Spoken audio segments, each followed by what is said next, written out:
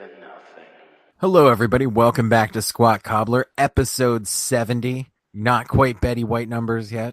I am Mike at Official Pagan on everything, and joining me, as always... Hi, everybody. This is Kelly at KELLYTHUL on Twitter and Instagram. For any of you guys who don't know, Kelly and I have been doing these prisoner exchanges where we introduce the other to an album that's important to us that the other one might not be familiar with, and we go track by track through the album like we did with our Alice Cooper reviews, but one of us knows and loves this album, and it's relatively new to the other one. So today, I exposed myself to Kelly with October Rust from Typo Negative. Do you want to jump into the artwork or do a top line reaction first? Top line reaction, we have been wondering, when is the recommendation going to come from one of us? We're like, I'm not a big fan. It's not this one.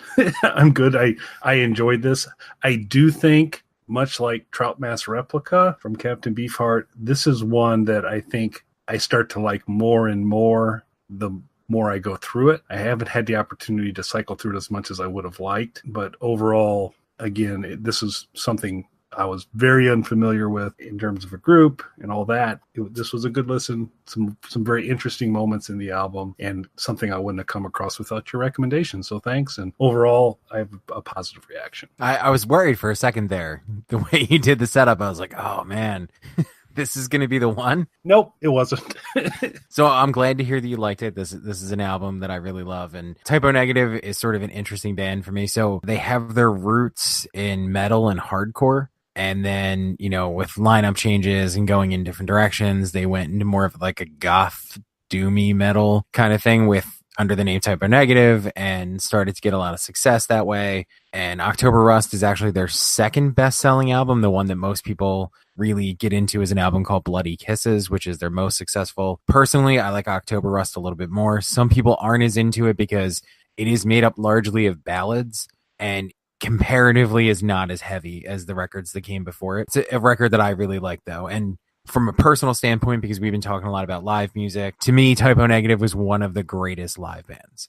One of the greatest shows I've ever been to was every year Typo Negative would have a big Halloween party show in Philadelphia, where I'm from. Going to those Halloween parties, one of those in particular was one of, if not the best show I've ever seen. And they were one of the best live bands that I had ever seen. So they're a band I really like, a little divisive for some people, and particularly, like I said, this album, because it's not as heavy as some of the stuff that had come before it.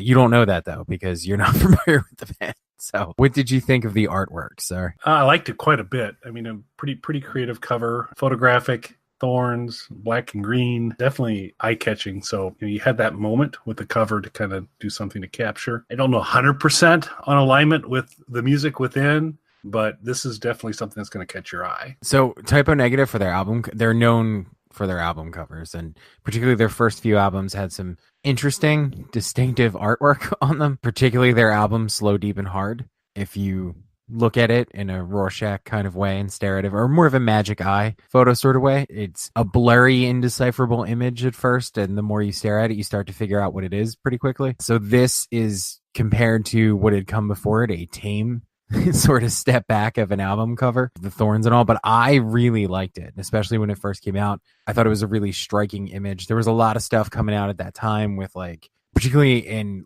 rap music at that time, there was a lot of crazy over the top covers, and to keep up on their own side, what a lot of rock and metal bands were discovering Photoshop or using weird gimmicky, 3D lenticular packaged covers and things like that. So something that was simple and kind of stark, and especially something that was in extreme contrast to what this band had done before, I thought it was a really good cover. So do you want to get straight into the tracks? I know you like to kind of take us off on the tangents right away, but I will try and focus this evening. So if you'd like to begin with the tracks, I am fine with that. Okay. So we'll see if we can keep Kelly on path here. So the first track is titled Bad Ground, and it's essentially a joke on the listener to make it sound as if your speakers are not properly hooked up or not working correctly. What was your take on that, sir? So my notes start off with, indeed, a bad ground,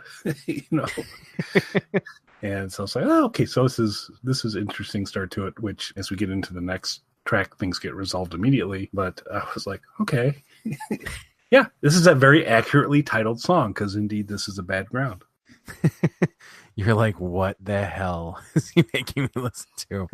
This was the moment it passed, but I'm like, okay, this could be the album that I tell Mike, not such a big fan.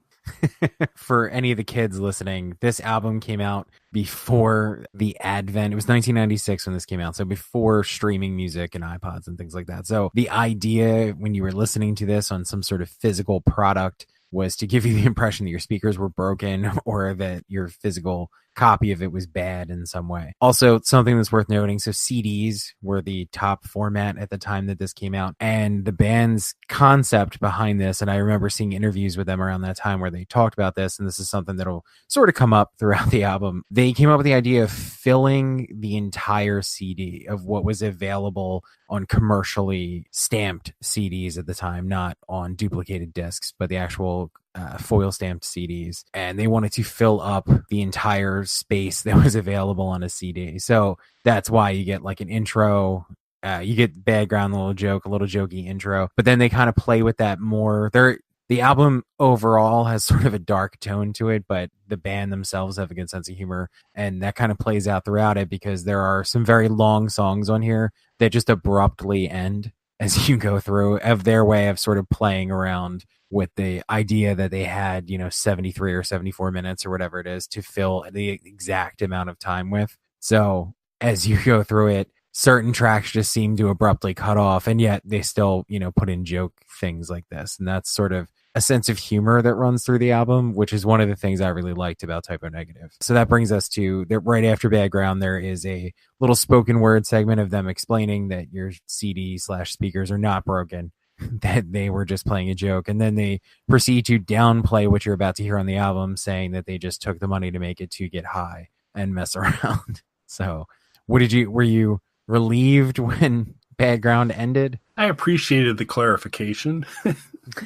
A lot of people don't like the little spoken word thing, but as Kelly said, appreciating the clarification. I think that there were some people who would have just been confused by what Background was supposed to be without it. So I guess it serves its point. And I like the overall jokiness of it, of they're filling up the CD and cutting certain songs short, yet they still, put this in there. So the first actual song that kicks off the album is the third track on the CD. And kids, you can go look up what CDs are. It's called Love You to Death. It was one of the singles off the album. There was a video released for it, but the single version and video are significantly shorter than the 7-minute plus album version of this. It's sort of like a goth metal ballad. Basically, if you were a girl who shopped at Hot Topic in the 90s, this song was your idea of like a romantic soundtrack. This was your Barry White that you would put on for some special alone time with your significant other. What did you think of this song, sir? Well, first, I'm incredibly impressed that you can channel your inner teen Hot Topic shopper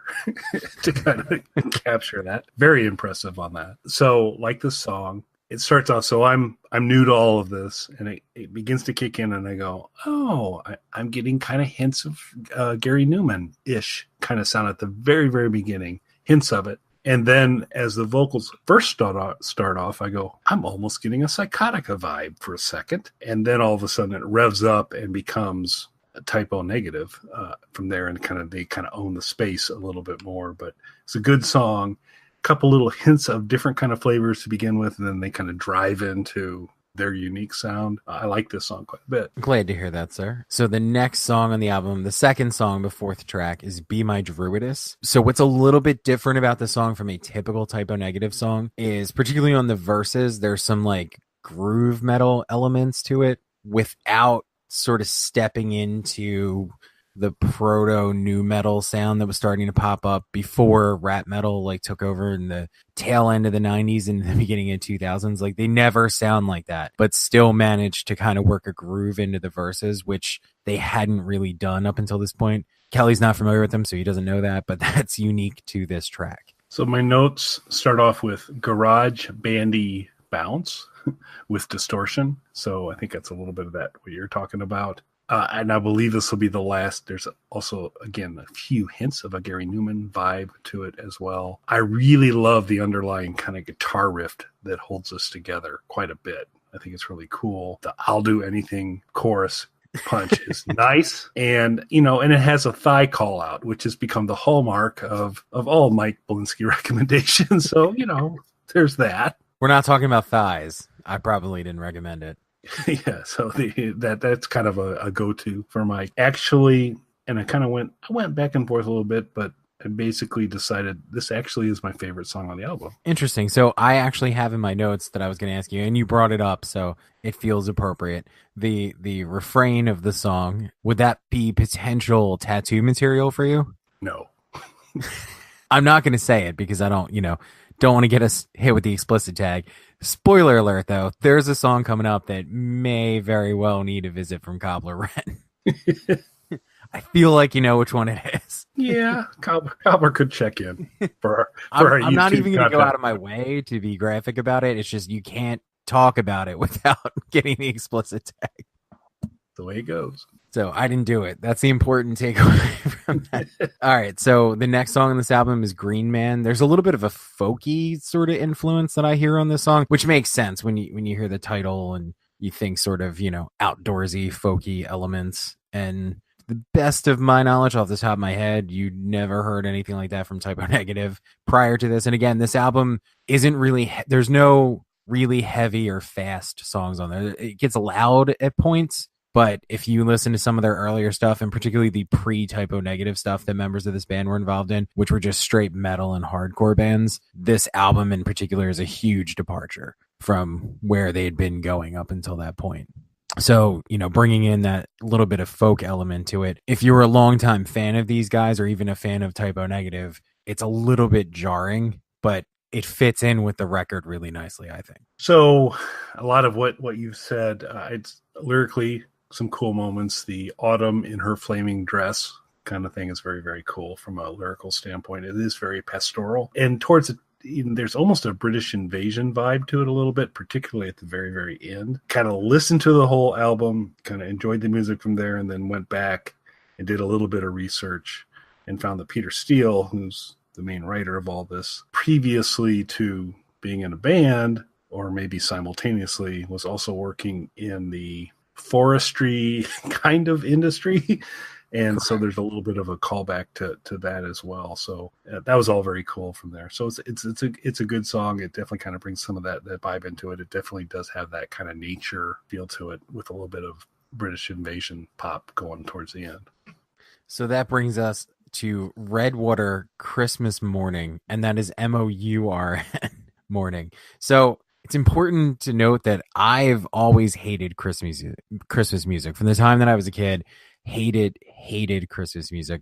This is the song that turned me around on Christmas music. If I had to listen to a Christmas song, in fact, I remember buying this CD and turning it over and seeing, and even with it spelled the way that it is, thinking, even if it's a joke song, I don't want to hear a Christmas song on this thing. But when I got to this song, it caught me off guard in the sense that I really, really liked this song. I loved the idea of the main character in the song using Christmas as a way to think about the people who've died that they won't see anymore, and just kind of twisting the entire idea of what a Christmas song is. Kelly, we hate talking about stuff that we're involved in on this show, and especially I really try not to ever. But my band recently did a Christmas song with which Kelly appears on. He is a part of that with us, carries us through that song, you could say. That probably never would have happened all these years later if this song didn't give me some appreciation of Christmas theme music. In my notes, a sentence I never thought I'd write: spooky Christmas interlude towards the end. That's a combination of words I didn't expect, but that's there. The Christmas morning, mourning versus beginning of day sadness. Very kind of cool. I am a little troubled that he talks about his loved ones being 6 feet down directly underneath him, because I don't think that's a sound burial concept to bury your loved ones directly under your house, but that's a different issue. Black Lights, Dead Holly, very, very cool from there. And Whoa Mistletoe, another great band name, and tremendous lyric. So super cool song. I enjoyed it quite a bit. And also on the research side of the equation, apparently Peter Steele likes his wine, and so I'm assuming Redwater has a little bit of a callback to that as well. I would assume so, yes. So that brings us to another single off the album, My Girlfriend's Girlfriend.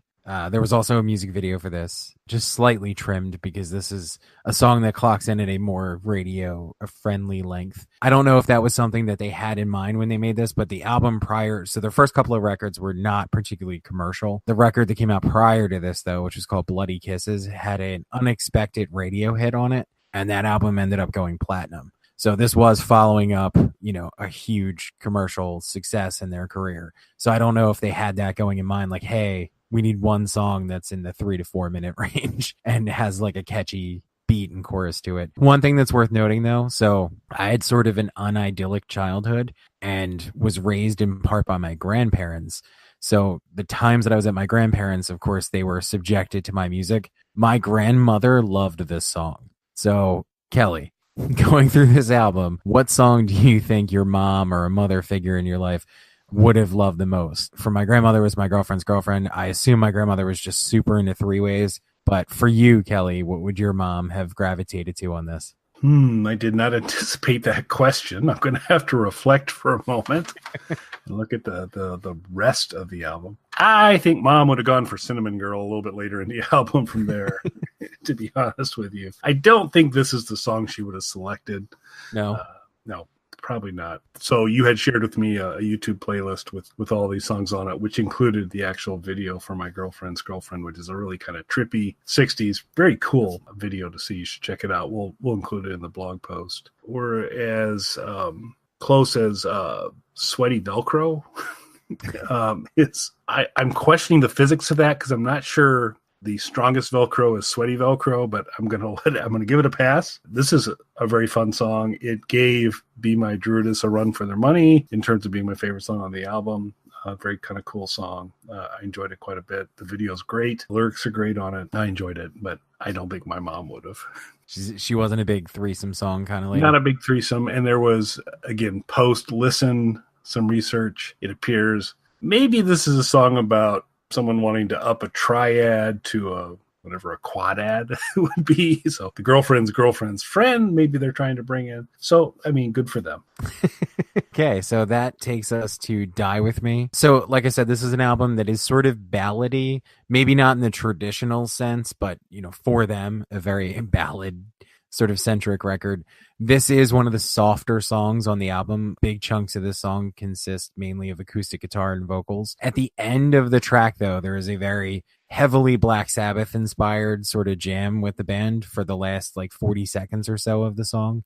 So definitely softer, and there were moments of more ballady, softer stuff throughout, kind of running through this album in different places. Again, some very strong musical moments in here or lyrical moments in here with jet fuel perfume. That's pretty magical from there. And then it starts soft, and things are going on, but as you mentioned, then it kind of builds up to kind of some really powerful strings. So I like this song. I liked it as well. That brings us to Burnt Flowers Fallen. So Kelly's mentioned a couple of times the lyrics to this, and I have made a suggestion of a possible lyric tattoo for Kelly from this. We're going to get a lot more into lyrics a few songs from now, but I would say lyrically, this is the thinnest moment on the record, as it is made up almost entirely of a single line repeated over and over again. But it's still fun and catchy. I still like this song. What did you think, sir? So we're aligned here pretty strongly in that, I mean, in terms of memorability, lyrically, this falls short of a lot of the other stuff on this album because it is fairly repetitive. And musically, sound, but probably going through the whole thing, this would be my least favorite song on the album. I could see that. It's probably my least favorite as well. So that brings us to the 10th track on the album, In Praise of Bacchus. So again, hate talking about anything I've been involved in, but any reference to Bacchus in anything that I've been involved in, there's a few, stem entirely from this song. So in that sense, I guess it was very influential on me. And I really like the vocals and parts become very chant-like, almost like Gregorian chant style vocals, which I kind of liked in this. Very cool guitar on this song. And again, post listen research, Peter Steele likes his wine, and that's kind of represented a little bit.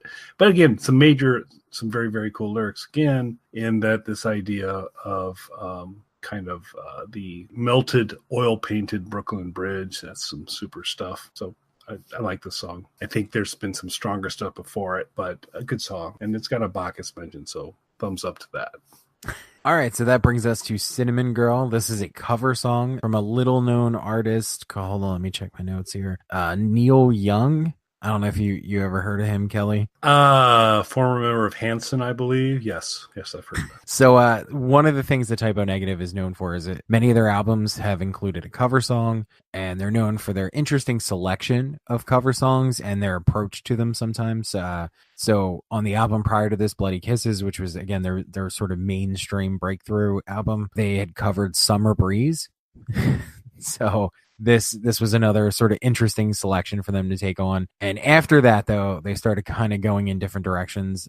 They had covered a Black Sabbath song, but changed the lyrics a little bit so that the perspective of the characters in the song was shifted. So they started, doing some tweaks and stuff to songs. But this was sort of an interesting cover because I had heard the Neil Young song before, but wasn't necessarily a fan of it. So this gave me a different appreciation of the original. Yeah, I love this as a cover. I mean, it's kind of neat when you get, we've seen Alice do it sometimes. We've seen some other things go on where you get this kind of cover where they take a song that was good, but kind of elevated in a different way. I thought they did that here. And this had a music video for it as well. Yep. And that's actually very cool to see as well. Maybe another blog post edition.